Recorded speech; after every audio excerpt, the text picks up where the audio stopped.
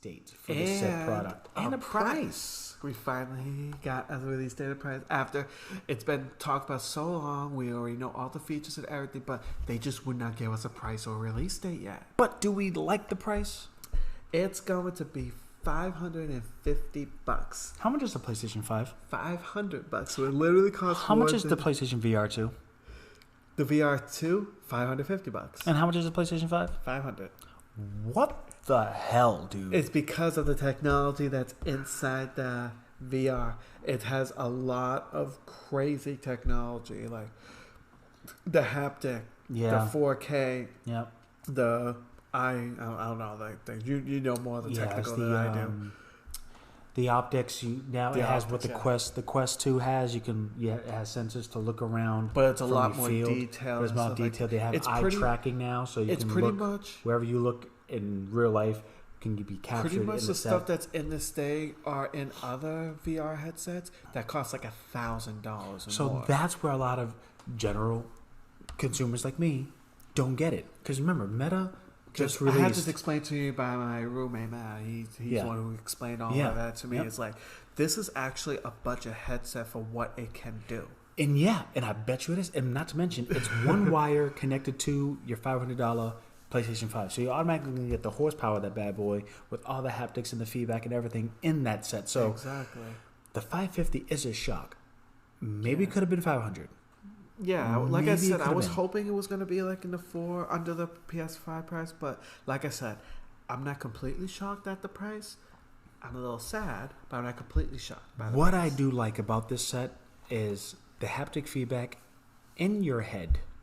On your head. Oh, everything. It's like, so you have your controllers, you grab stuff, and you got the dual sense of the controls. And obviously, with the system, with the headset, you do get the controls, which has all the haptic feedback too. So it's called all that, like it's all that technology is all in. Yeah.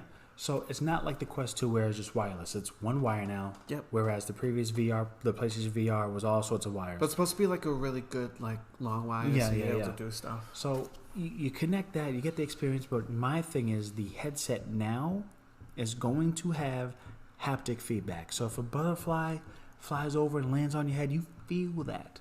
Yes, if you get shot in the head, you might feel a little rumble here and there. Not to the point that you're going to shake and fall on the floor. Yeah, because they're going to have some. For some of the games that's coming out within the first year, some of them are going to be first-person shooters, so it'll be interesting on how doing a first-person shooter in that whole VR thing is going to be like. What kind of rumble would you feel? All the what do you feel in your head? What do you feel in the like? What or do the you pressure hear? of what do you feel? Or like if you throw a grenade, with the pressure of the grenade could feedback onto your hands and your head, so you feel like a slight rumble, like whoa, the intensity.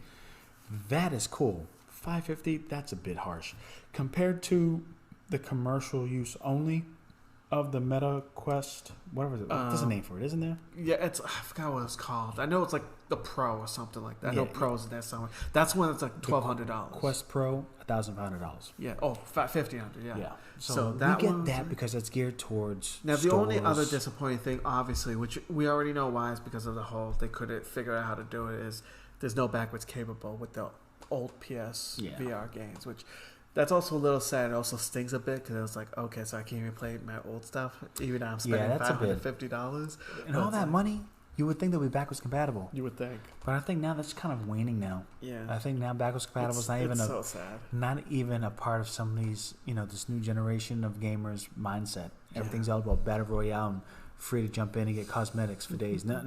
Nothing to do with getting a retro game and playing it, or being able to play a favorite game that you might like. I don't think people like that anymore. I mean, people love it, but I don't think that's not in the person's mindset right now. That's what I'm trying to get at. Exactly.